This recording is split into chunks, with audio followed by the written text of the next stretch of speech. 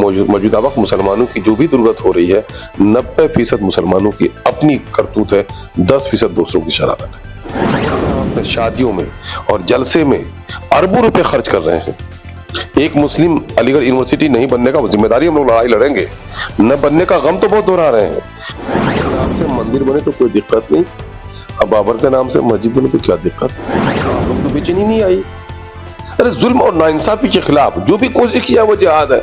जिहाद थोड़े है कि तलवार निकालो किसी गर्दन काट दो, इसी का नाम जिहाद है। किसी फर्द के कसूर की सजा उसकी कम्युनिटी को नहीं मिलनी चाहिए। कि बीजेपी ने जहां भी हाथ रखा अब तक वहां पर इन लोगों ने इंसाफ नहीं किया, इन लोगों ने इंसाफ नहीं किया है।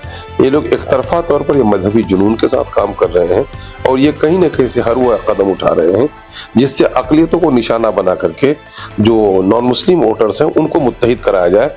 उनके सामने में जो तरक्की के जितने भी वादे हैं या जो बुनियादी ज़रूरत है उनसे नज़र हटाने के लिए एक आला इनको मिल गया है कि कहीं ना कहीं माइनॉरिटी इंटरेस्ट को हार्म करो, ये खुश हो जाए। बिहार के AIM के प्रेसिडेंट अख्तर इमान साहब इस वक्त हमारे साथ मौजूद हैं, कुछ बातें उनसे बराह रास्त करते हैं। सर, 5 बार आप इलेक्शन जीते हैं, ये 5वीं बार जो आपने जीता है, लेकिन ऑपोजिशन को जो है इस बार उसकी वो रहती है कि इलेक्शन फेयर नहीं हुआ। अब चूंकि 5 बार जीते हैं, आपका इस पर क्या मौक़िफ़ है? नहीं, इस बात में तो यकीनन है कि बीजेपी इस वक्त जहाँ भी इलेक्शन करा रही है बहुत ही फेयर इलेक्शंस नहीं हो रहे हैं। एक तो ये है कि अपनी गवर्नमेंट की मशीनरी का पूरा इस्तेमाल होता है और बिहार में अब की बार के इलेक्शन में इन लोगों ने डायरेक्टली ड्राइव दिया है गोया वोटर्स को। तकरीबन 1,40,000 या 50,000 फैमिलियों को इन लोगों ने डायरेक्ट बेनिफिट पहुंचाई। कोड ऑफ कंडक्ट ये कहता है कि जब भी कोई सरकारी स्कीम हो वो नोटिफिकेशन ऑफ इलेक्शन के बाद उनका ऐलान आप नहीं कर सकते, उनका लेआउट आप नहीं कर सकते हैं।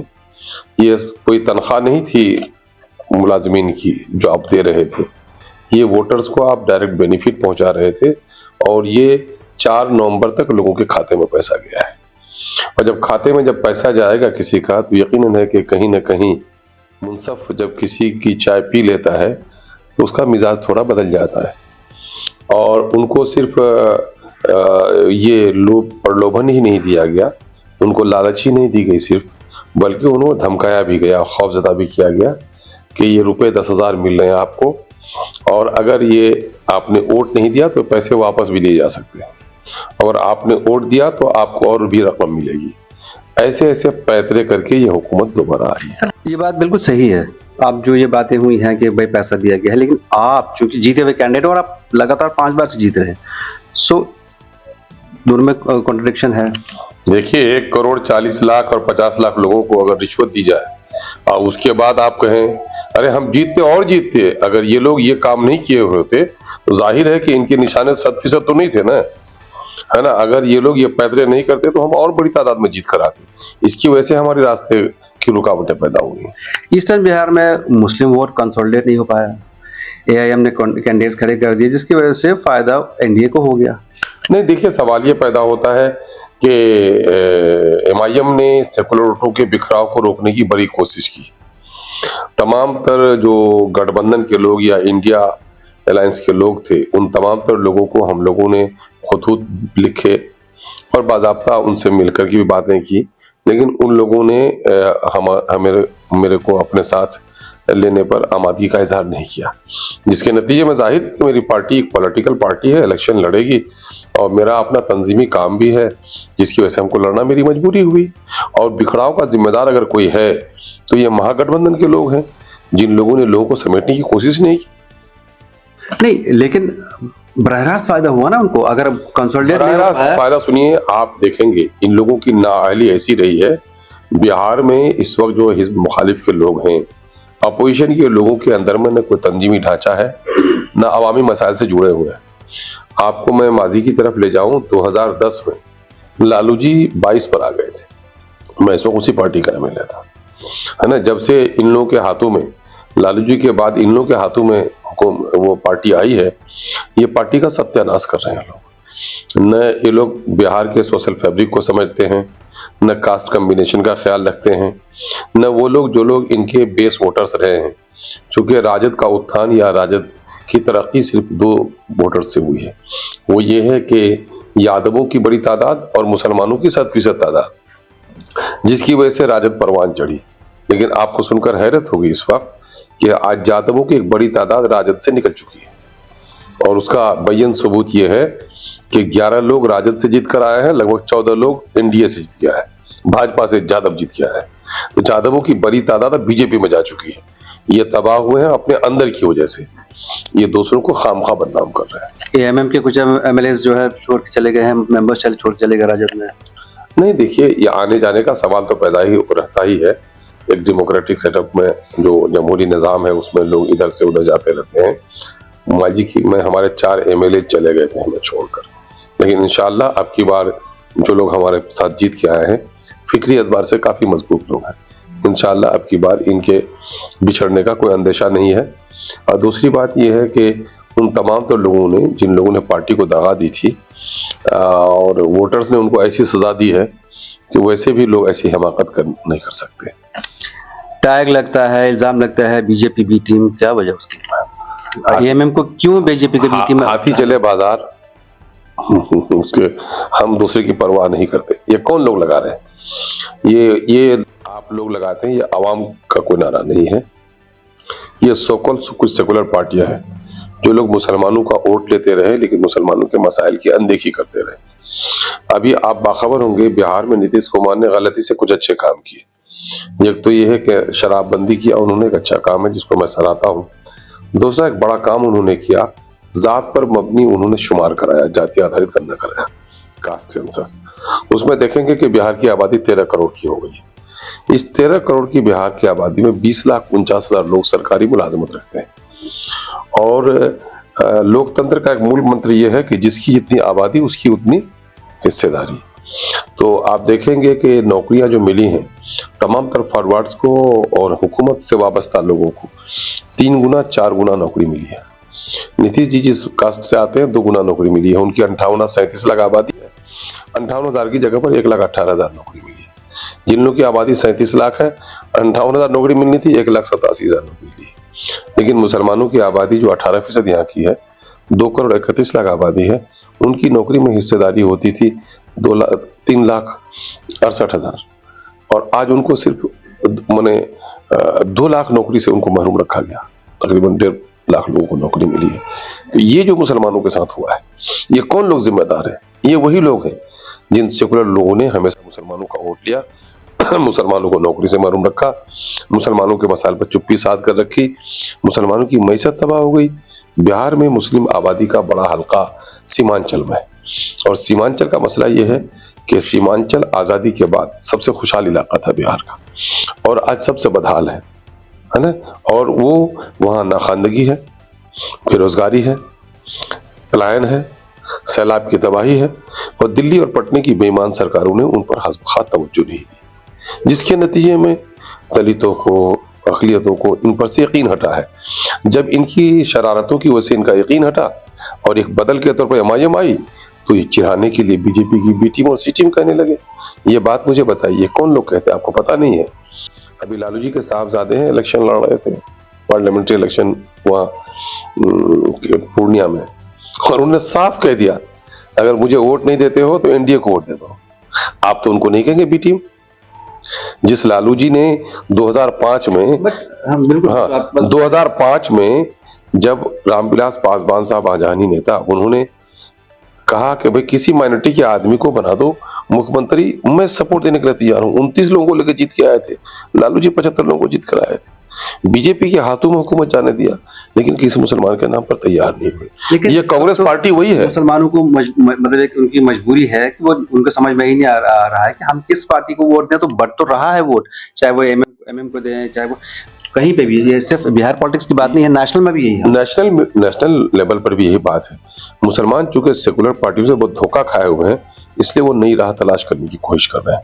लेकिन उसके बावजूद भी हम ये कह रहे हैं कि उसके बावजूद भी हम जीत के आते हैं तो सिर्फ यही हमारा कहना है कि मसला ये है कि हमारा कि हम जीत के आए तो अपनी आवाज उठा सकें।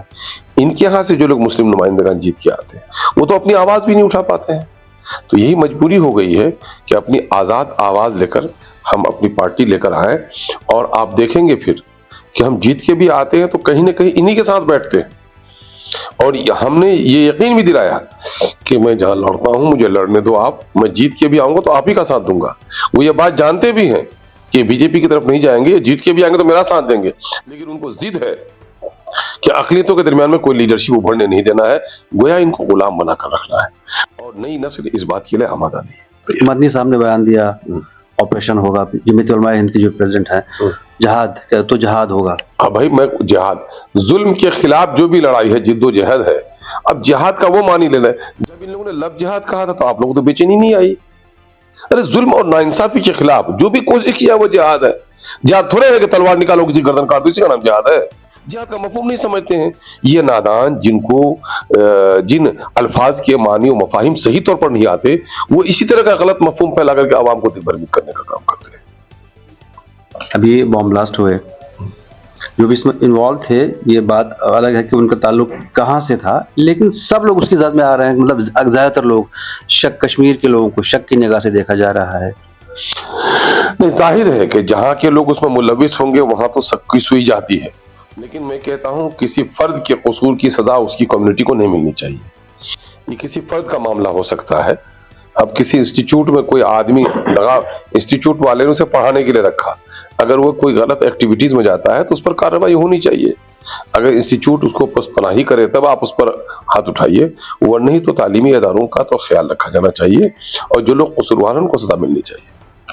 2019 में जो आर्टिकल 370 एब्रोगेट किया गया था जम्मू कश्मीर में, ये बोला था कि अब कश्मीर के हालात सुधर जाएंगे हर लिहाज से। आपको लगता है कि बीजेपी कामयाब है वहाँ के हालात सुधारने? जो कुछ वहाँ के बारे में सुनने में हम लोग को आता है तो हम लोग तो नहीं देख रहे हैं कि उसकी वजह से कोई फायदा हुआ हो। किसी एंगल से नहीं, चाहे इकोनॉमिकली हो, इकोनॉमिकली तो पीछे चली गई किसी वजह से, लेकिन बाकी चीजें भाई अमनो अमान के एतबार से भी, अमनो अमान के एतबार से भी वहाँ के लोगों ने, ठीक है, बादल नाखास्ता लोगों ने कबूल कर लिया था, हालांकि उनकी एक बड़ी आबादी नहीं चाहती थी कि आर्टिकल 371 से उनको वो किया जाए, महरूम किया जाए, उनके खुसूसी मुराद से उनको महरूम किया जाए। लेकिन मसला ये है कि आज जो कुछ भी वहाँ का सुनने के लिए आ रहा है, लॉ एंड ऑर्डर का मसला ऐसा ही कुछ है, अमन व अमान इस तरह से बिगड़ा हुआ है, लोगों की मैसत पर कोई खातिर खास असर नहीं पड़ा है, उनकी ज़मीन और जायदाद दूसरे लोग कब्जा कर रहे हैं और ख़रीद रहे हैं। ये बातें सुनने में हम लोग को आ रही है। उनकी जो अपनी इनफरादियत थी या वहाँ का अपनी जो तहजीबी शनाख्त थी वो कहीं ना कहीं मुतासिर हो रही है। उमर अब्दुल्ला हमेशा इस बात का मतलब उनका एक वो रहता है कि मेरे पास पावर नहीं है, लेकिन कहीं ना कहीं अगर उनके पास पावर नहीं है, स्टेटहुड नहीं है, तो कहीं ना कहीं डेमोक्रेसी के खिलाफ नहीं है जो डबल इंजन पावर वहाँ चल रही है हुकूमत। मैं ये कह रहा हूँ कि बीजेपी ने जहाँ भी हाथ रखा अब तक, वहाँ पर इन लोगों ने इंसाफ नहीं किया, इन लोगों ने इंसाफ नहीं किया है। ये लोग एक तरफा तौर पर ये मजहबी जुनून के साथ काम कर रहे हैं और ये कहीं ना कहीं से हर वो कदम उठा रहे हैं जिससे अक़लियतों को निशाना बना करके जो नॉन मुस्लिम वोटर्स हैं उनको मुत्तहिद कराया जाए। उनके सामने में जो तरक्की के जितने भी वादे हैं या जो बुनियादी ज़रूरत है उनसे नज़र हटाने के लिए एक आला इनको मिल गया है कि कहीं ना कहीं माइनॉरिटी इंटरेस्ट को हार्म करो, ये खुश हो जाएंगे। ये इसी पॉलिसी पे काम कर रहे हैं। MIM ने क्यों नहीं कश्मीर में अपनी एंट्री मार रहे हैं? इसके ताल्लुक से तो हमारे कौमी सदर ही बता सकते हैं। आप चूंकि प्रेसिडेंट हैं बिहार के, मुस्लिम, मैं बिहार को देख रहा हूँ, बिहार के अजला के बारे में पूछिए कि बिहार के फलाने जिला में क्यों काम शुरू नहीं हुआ, मैं उसके बारे में बताऊंगा। फिर भी अगर आप, लेकिन आपका क्या स्टैंड है, वजह क्या है कश्मीर में एंट्री ही नहीं? असल कश्मीर में क्या, अभी बिहार मुल्क के बहुत सारे इलाके में इनकी एंट्री नहीं हुई है। अभी बंगाल में ठीक से पाँव नहीं जमा सके हैं, आसाम में दावत दे रहे हैं लोग, वहाँ पर नहीं आए हैं, बहुत सारी जगहों पर नहीं गए हैं। कश्मीरी क्या मामला है, अभी तो समझिए कि 10% जगहों पर हम लोग काम कर रहे हैं। हुमायूं कबीर को जो TMC के MLA हैं उनको सस्पेंड किया गया, वो ये कह रहे हैं कि मैं मस्जिद बनाऊंगा बाबर के नाम से।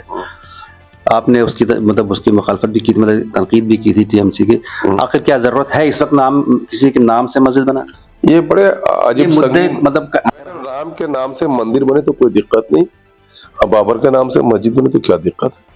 भाई सबको जीने का हक दो ना, सब लोग अपने, मैं तो कहता हूँ इस देश में जिस दिन लोग मंदिर, मस्जिद, गुरुद्वारा को आबाद कर लेंगे और उनके आदर्शों का पालन कर लेंगे, देश शांति का देश हो जाएगा। लेकिन लोग मस्जिदों को आबाद करने वाले कम, मंदिरों में पूजा करने वाले कम लोग हैं। इनको निशाना बनाकर राजनीतिक रोटी सेकने का काम ज्यादा कर रहे हैं। मैंने कहा मस्जिद रहने तो नमाज पढ़ेंगे लोग, बनाएंगे, इस पर वावेला मचाने की क्या जरूरत है? हम तो नहीं समझ रहे कि वावेला मचाने वाली कोई बात है। और जहां तक बाबरी मस्जिद है, बाबरी मस्जिद की एक अलामत नफरत की हो गई क्या? भाई बाबरी मस्जिद अयोध्या की उस प्लॉट के लिए झगड़ा था, उस जमीन के लिए झगड़ा था, राम के जन्म के ताल्लुक से वहां का झगड़ा था, वहां का कोई झगड़ा तो नहीं है। ये नन इशू को लोग इशू बना रहे हैं। ये दरअसल आप ही लोगों का कमाल है सब, है ना? आप लोग इशू को बनाते, बाबर के नाम से ऐसा हुआ वैसा हुआ। क्या बाबर का नाम, जिसका नाम बाबर रख दिया गया, उसकी गर्दन काट देंगे आप? भाई राम भी जिए, अब्दुल रहमान भी जिए, इस मुल्क में दोनों को जीने का हक है ना, सबको मिलकर रहने का। आने वाले जो बंगाल इलेक्शन है उस पर तो फर्क पड़ेगा ना, इस पे पोलराइजेशन मैं कह रहा हूं कि ये चीजें देखिए, मंदिर और मस्जिद को पॉलिटिक्स से नहीं जोड़ना चाहिए। मस्जिद और मंदिर इबादत खाने हैं, अगर कहीं उस पर हमला हो रहा है तो उसके लिए हुकूमत जिम्मेदार है, उसके लिए इंसाफ की लड़ाई लड़नी चाहिए।